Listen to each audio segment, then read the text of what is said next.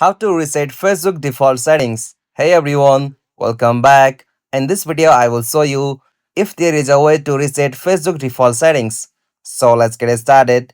First of all, I will want to inform you that Facebook haven't provided these features like you can manually reset all of the settings that you have changed on Facebook. So to reset that, there is only way method like you have to just uninstall the entire Facebook application. For that, tap and hold Facebook app, and from here tap on remove app.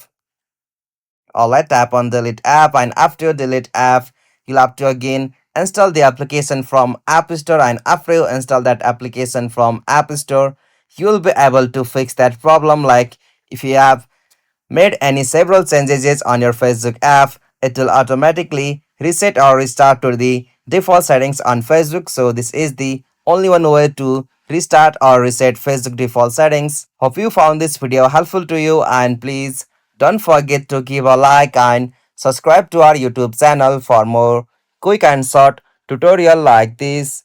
Thank you for watching this. Have a nice day.